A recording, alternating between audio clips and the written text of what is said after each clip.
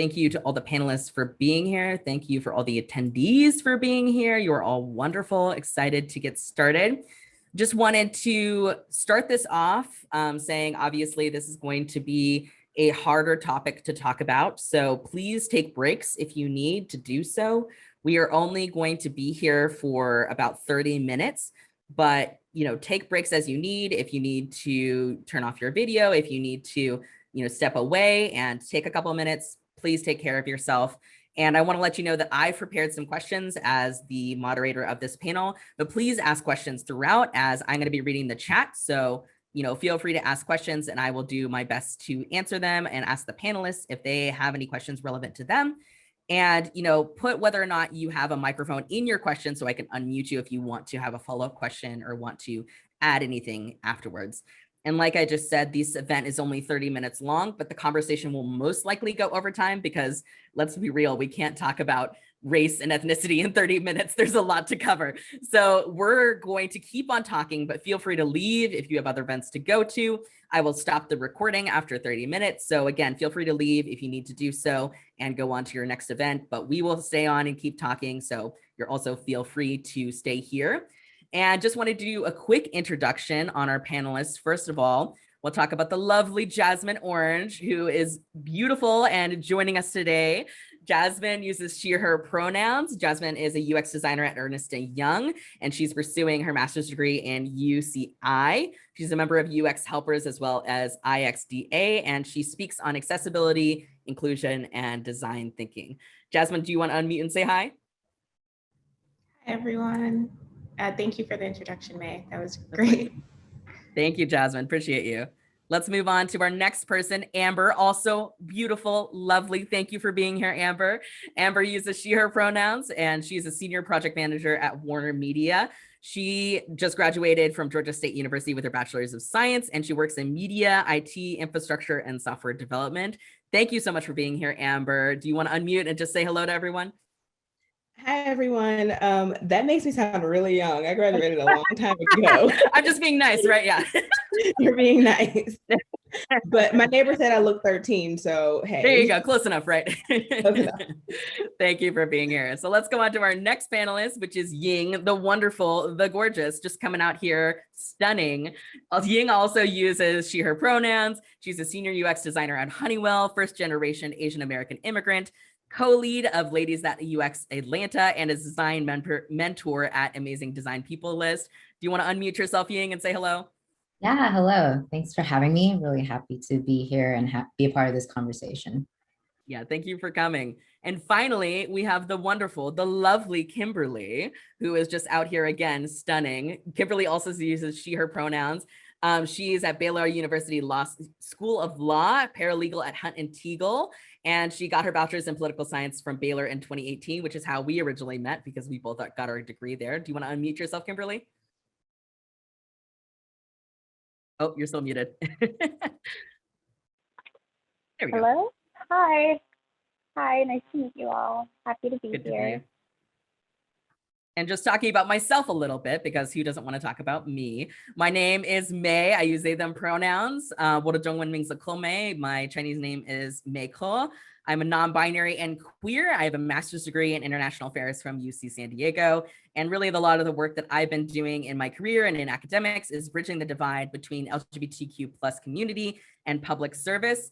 And I do want to kind of make a quick disclaimer here. So I am white, even though I have a Chinese name. That does sometimes get confusing to people. So my position as a moderator is as a go-between between white people and Black, Indigenous people of color. So a huge, huge thank you to all the panelists who have enough trust in me to participate in this conversation openly. Luckily, all of them know me pretty well. And so they are thankfully putting their trust in me today to talk about this topic in a way that is hopefully understandable and hopefully kind of bridges that divide like we were talking about. And as we're getting ready to switch over, I just wanted to leave us all with this quote from an amazing music video that I would 100% recommend by Marlon Craft. And really, I wanted to take this conversation and I wanted to make this the kind of manifesto of the conversation that we're going to be talking about. And we want this to be more than just a white people pity party, which is potentially what a lot of these kind of panels on race can become. That's not what we're here to do. We're really focusing on how can we come together to address white supremacy systematically and individually. So that's what we're really going to be focusing on today. So also, if you get the chance, plugging Marlon Craft, amazing music video, very poignant. So let's move on to starting our, let's see, I'm going to stop screen sharing. That's not what I wanted to do. Stop share. There we go. Hello, everyone. Good to see you. Hello. I just wrote down to check out that music video. Yes, 100% check out. Obsessed. All of his music is amazing. But let's move on to some questions. And like I said earlier, this is going to be a kind of open and questioning. So please put your questions in the chat. And if I find some good ones, I will ask them. But I also have obviously some pre-made questions just in case. So I wanted to start out for all of our panelists asking kind of the obvious one, I think, how do you feel as a representative of your race or ethnicity in this panel? It's kind of a weird situation, right? As a white person coming in and saying, hey, I have all these friends of color, come talk about race with me. How does that feel for you? And do you have kind of a, how does that affect you coming onto this panel if you want to unmute and talk about it? I can go first. Well, when you phrase, I didn't really think of it how you phrased it, but I just thought of it as like an opportunity to be a part of a discussion, like one perspective, hear from others and learn. And then in terms of the question, it's complicated, right? I feel like sometimes I feel like a representative, but only for a certain amount of experiences and like cultural traits. But also, it is also difficult sometimes to communicate that I'm just the one perspective and just one voice in many. So it's hard to balance that sometimes. Yeah, thank you for that. Any other kind of thoughts on that? For me, Yeah. I feel like I've always been in this role. I moved in like 4th grade from a predominantly Black neighborhood to a predominantly white neighborhood. And when I say predominantly white, in high school, a high school of about 2,300, you can count that there were 100 Black kids. That was it. So I feel like in elementary school, there was a lot of trying to teach them why I did something differently, or why, my lunch looked different than theirs, or, just those things. So I feel like I've always been in this role. I didn't really think about it coming to the panel, like Ying said, but yeah, we do kind of get put in the representative role in some spaces, and it is just one perspective. So we have to keep that in mind, that there are sometimes we can speak broadly, but sometimes we're speaking about our specific experience. Yeah, thank you for that. Kimberly, I think you wanted to speak as well. I agree with Amber and Ying, and it's often like I'm Hispanic. I'm also Mexican. We're not a monolith, and like a lot of the times my experiences may not reflect the experiences of other Hispanic women, other Hispanic or Latinx people, and so that's just one of the things that I hope it's clear from from the things we talk about today. So yeah. Yeah, thank you. Jasmine, do you want to add anything, or you kind of agree with what everyone else has been saying?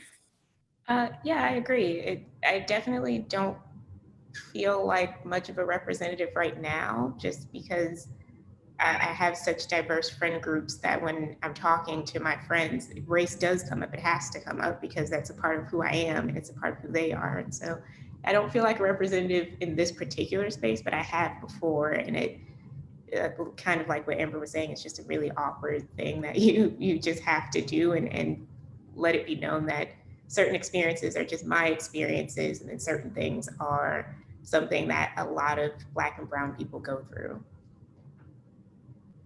Yeah, definitely. I think it's a kind of weird thing for me setting up this panel, because I was like, well, I wanted to obviously be diverse, but then I realized that I have a lot of diverse friends. So I was like, okay, how do I, choose the people who would be really eloquent to talk about this? So like, first of all the panelists, I think I've had conversations with all of you about race and ethnicity. So I was just like, yes, you were absolutely the perfect person to talk about this with.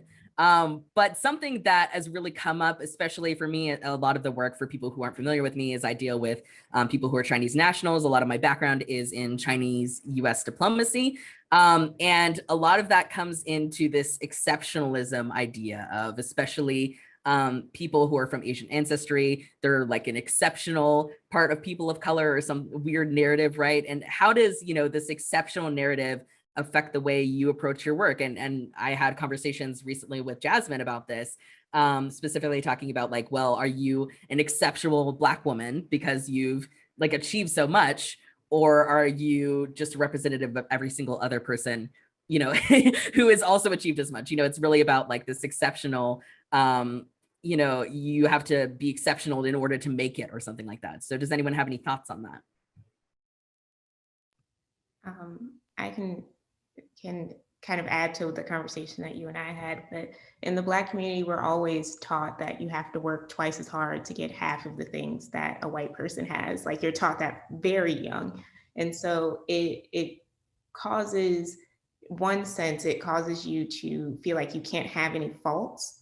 So if you're doing well, you have to keep that momentum up. So I don't have a lot of moments where I can say like, oh, I don't feel like doing this, or I can't do this, or whatever the thing is. I have to stay at this same level at all times. And it becomes very, in a lot of ways, dehumanizing. But then also it's dehumanizing on the other front, because you have non-Black people who are like, you went to what school? Oh. And then that second, oh, you're like, okay, so now they think that I'm not like other Black people, and I'm exactly like other Black people, like being quote unquote exceptional. Is it exceptional, or am I just a Black person who are Black people that do well? There are people of color that do well. And so it's very weird to be on either front of like, I can't slip up, but then also I don't want non-Black people to be like, oh, she's better than other Black people because I'm just the same as all other Black people. Yeah, that's a great point. That I completely, sorry, May, I didn't mean to speak over you, and Kimberly, I didn't mean to speak over you earlier. No, but you're good. and then I have an added layer because I am a mom. I have a 6-year-old, and I am not currently married. My partner and I were together for 10 years before we split a few years ago. But then I have this added layer of, oh, single mom. And then, you know, they assume like, is the dad in the picture? Yep, she talks to him every day. And they have visits, they speak every day, you know, we're good. But there's always the assumption of, I must be struggling or, you know, taking handouts and not a Black woman homeowner, you know, making a very good salary, doing well in her career. And when I have to kind of assert that, I feel like I'm showboating a little, but which is not me. I feel like I'm a very humble person, but when I have to say, no, I'm good. I live here and this is my house, you know, it's always a weird space because, again, like Jasmine said, then I don't want people to all of a sudden say, oh, you grew up in this area. Oh, you went to this school. Oh, you know, you're different. I'm not. I just work hard. And I work hard and I found the right opportunities. You know, it's an interesting space to be in, but there's always assumptions about, you know, are you like them? Are you not like them? Or is the dad in the picture or whatever? It's awkward. That's gonna be my word of the day, awkward. I relate to that. For me, exceptionalism from my childhood and upbringing usually equated to academic success, which is, I know, very cliche. So it was always this kind of one-track mind between my parents and I of like what success and then happiness means. And it's this kind of external validation and not internal that I'm still working through. It's a mixed feeling, right, for me, because it's helped me in a lot of ways in my career, but also it's held me back. There's a lot of emotional trauma that I have to work through, as well as like baggage. But yeah, it's made me feel like I'm othered from the majority when I was growing up, and feel like I was left out on a lot of experiences. So yeah, it's very dual-edged sword sometimes. I I I relate to a lot of what you're saying, and like I mean I was born in Mexico and I was raised in the United States, and so I was raised by my grandmother, and one of the things that she is a firm believer in the American dream. But then, like, I mean, when you're young, you know, like you're doing well in, like, you know, elementary and high school, and then you just keep going and going and going.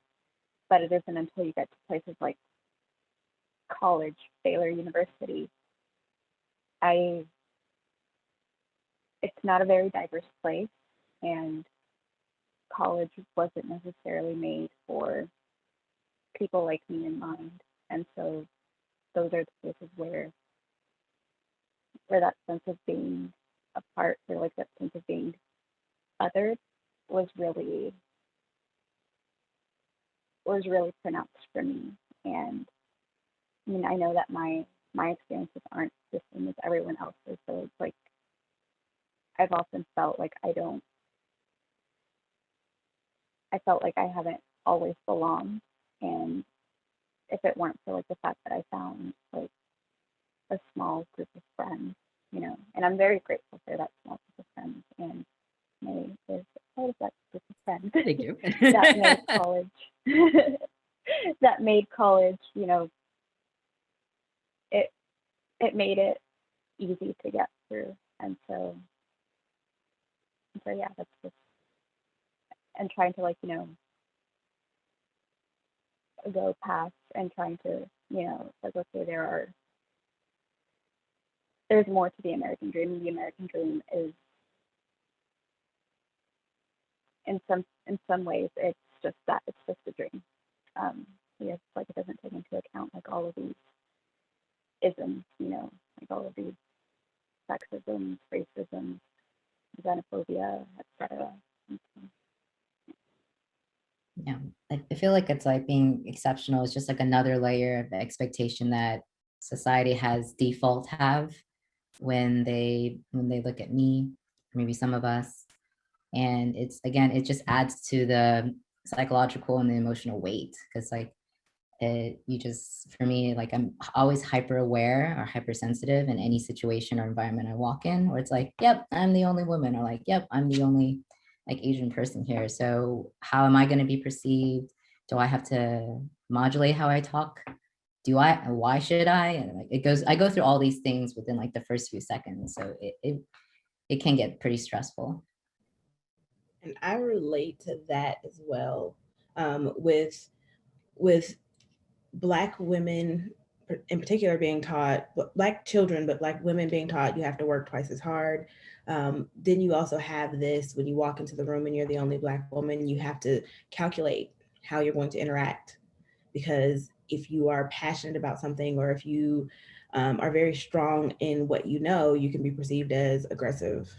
So you have to be exceptional to be acceptable, but you also have to be a little bit submissive, or That impossible standard, no one yeah, explains it, but obviously there's a success criteria. absolutely. And you're always trying to figure out just how do I convey my message here without being perceived incorrectly at all times in the workplace, especially. Yeah, that's great. Thank you so much for all that commentary. We actually got a follow-up kind of question from Anita. So thank you, Anita. Anita, if any of you don't have the Q&A open, I'll read it out. So Anita was talking about how out of the 50 billion pledged to Black organizations and communities at the height of BLM protests, only 250 million has actually been sent out, which is incredibly depressing. And unfortunately, obviously, stuff isn't being done the way that we thought it would be done. And so, you know, we have a lot of companies that are paying lip service to the Black community. And just Anita wanted to know if you've noticed that within the UX industry, if that's part of you or part of what you do, or if you're not in the UX industry, have you seen any legitimate change or care in how companies or, you know, academia or wherever you are has changed their perspective or worked on caring for the Black and brown people in your community? So I have seen small instances of it. I think overall it is just lip service, kind of like how, you know, June is around the corner. So I'm expecting to see all the LGBTQ stuff out, like for companies to be like, hey, here's the gay stuff. Go to Target and Yeah, like, it's already in Target, and like, yeah, I mean, it's in Target. They're like, yes, the gays, yeah. I know, and I'm just They like, changed okay, all their social media avatars exact same way. Exactly. It's all, they're all gay for 1 month, and then the rest of the month they're not gay. And I'm like, okay, yeah, Wow, choose a it's side. time- Like, choose a side. yeah. So it's kind of that same lip service. For those that are in the audience, I'm also queer, so I don't want anyone to think like, oh, she doesn't like gay people. Anyway. But you know, it's that same kind of lip service, and I have seen small instances of it getting better. So I know at Virginia Tech, they actively are looking for Black professors in the industrial design space, which is what I graduated in. And, you know, they are asking and they're prioritizing the BIPOC community in order to have people there. I turned that down just because I have too much stuff going on and I don't want to move to Virginia. But I do know that they're working on it. And I do know that some companies are doing some form of work. But overall, I do think that it's just lip service. UX is no different than any other industry when it comes to prioritizing money over people. And so I wouldn't necessarily put too much faith in UX to be drastically different. I don't know if that answers the question, but. No, it does. Thank you so much. Any other thoughts on that from UX or non-UX people? Within UX, I'm trying to like practice when we talk, when you're in interviews or you're talking to leaders and a company that you may be interviewing for or just like networking with, is to have really good follow-up questions when the topic moves to like diversity and like company values and like how those company values trickle into like processes. I try to teach mentees that I have when they ask a company, what their company values are, to ask those like clear follow-up questions. Because if they get wishy-washy answers that are like lip service, then a solid follow-up is like, great, what's an example? Or like, how do you action on that? And more importantly, how do you know when you've reached it, or you've set up internal accountability measures for that? And if they get tripped up on that, then you can kind of know, oh, it's more likely lip service, and they're talking about that to like set up this environment where, oh, it's very culturally inclusive and it's open space. But if they don't have processes in place which when it can actually impact people, then it kind of tells you what you need to know about how much they actually value it. Yeah, for sure. Thank you. Anyone else have anything to add?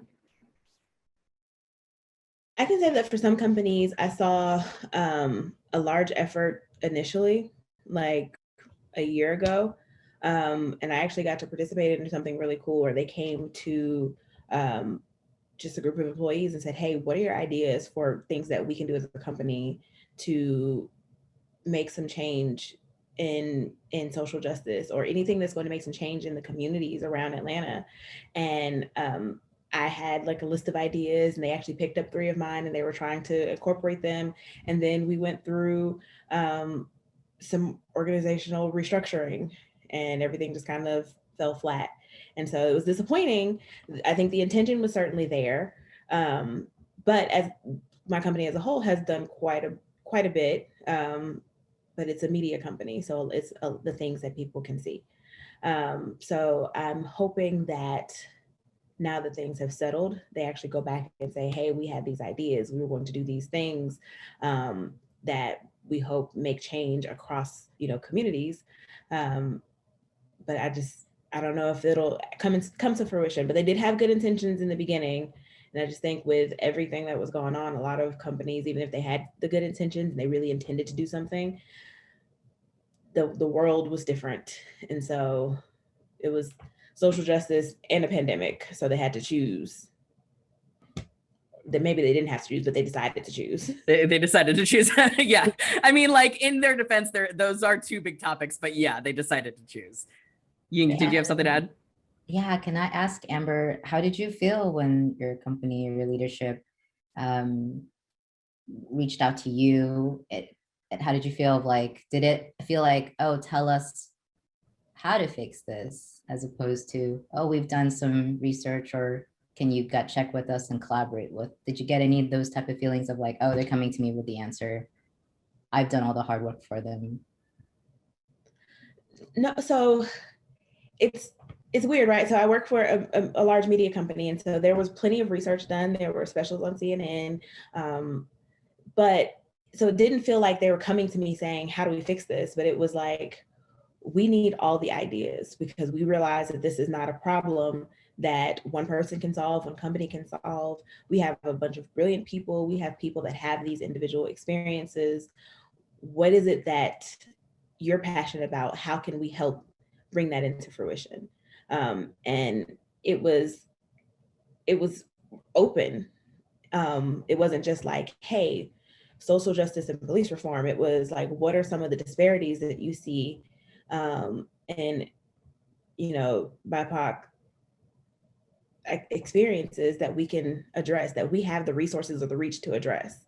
And so my idea span from like, hey, how do we make resources available to teachers in school to teach more than just what is in, the textbooks about slavery, or about, because I had a roommate in college who was a second grade teacher that hated Black History Month, and she was Black because she felt like that's when children started to treat each other differently, when they learned about slavery in second grade. And I was like, well, teach them about Black inventors, teach them about, the achievements of Black people or the contributions of Black people to the US. And so one of my ideas was based on that. Another idea was based on solving food deserts, like getting food deserts in Atlanta where people have access to food, therefore they'll have better healthcare. So it was like, you're not gonna have, I didn't feel like they were asking me to solve the problem for them or tell them what to do. It was like, it's so wide, it's so broad. Let's get all the people that we can to submit ideas so we can see how much we can change and how many different ways we can change it. So I thought it was a good thing. I'm glad it was like an open input there, just gathering information. Thank you so much for that. And unfortunately, we're ending our official time. But again, we're going to be probably saying after we have some awesome awesome questions in the Q&A. So please stick on if you want those answered. But let's end with an official question so we can end the recording and look like we know what we're doing. So our official question to end on is, terminology is constantly evolving, but what do you expect or hope the next generation can achieve in the future? Where are these trends going in the future? Do you think this is going to take forever and it will be never ending? Or do you have optimism? That's the question I have for y'all. I have cautious optimism. I grew up with very pragmatic parents. So I always have like a side of like practicality and realism with that idealism. I think with terminology and growing vocabulary, it's easier to identify or like explain nuances of different upbringings and perspectives. And as a newer generation are in places to make a difference, like in leadership or in policy making, I think we'll see those changes from there, or at least I'm hoping for that. We love to see cautious optimism. I'm definitely also a cautious optimist. So love to see other people who have hope in the future, because sometimes it gets depressing for sure. Anyone else have thoughts on that? I think I'm also a cautious optimist. I think a lot of times when it comes to these systems that we have in place, or these systems of oppression, it's very hard to switch them off, because they exist and they'll just keep redefining what that means to be not white, what it means to not be straight, and so, or not be a man, or whatever the thing is. And so I do think that those systems are hard to shake, and that's purposeful. But I do have a lot of faith in the next generation, Gen Z. I have a ton of faith in them. I think they're so cool and so funny. And I think that they're very smart and very empathetic. And I can tell that they've started their activism very early. Whereas, millennials, it took us a while to do it. And we did it in small pockets, but I feel like you really can't mess with Gen Z. I don't know what is in the water that they're drinking, but they are like, we will burn this whole system down before y'all keep this up. And I love that about them. And so I'm a little cautious, but I think I'm erring more on the optimistic side, that Gen Z and the subsequent generations after, they're gonna make sure everything is okay. Jasmine and I have had extensive conversations about the TikTok culture and how we're confused and also impressed by Gen Z. So I appreciate you're talking about that a little bit, because Gen Z is confusing to me and overwhelming. So I appreciate any Gen Zers we have in the chat and in our attendees today. Kimberly or Amber, do you want anything to add to that before we finish up for the official? I will say I'm grateful for Gen Z as well, because my little cousin who's Gen Z in her mom jeans, was out there protesting when I was just like, it's still a pandemic, let me donate, you know. So she was out there protesting, and I love that. But yeah, I am optimistic, and my optimism has been a roller coaster. There were times where I was just like, oh, you just need all like the old racists to die off, and then we could all be a better world. And then I was like, oh wait, they're actually teaching this to the younger ones. This is bad. It's going to go on forever. But I do think that there's a lot of promising people that are saying we will not have this in our world. And as much as you have older ones teaching hate, you have younger ones teaching love. And I'm optimistic. I think it will eventually die down. I hope to see it in my lifetime. You can only cross our fingers, right? Kimberly, do you have anything to add to that? I also have a lot of faith in Gen Z, and I'm really looking forward to see what they accomplish in the future. And that's where I'm at. The TikTokers will save us all. That's good. Where we're going to end the official recording on. All right, we're stopping.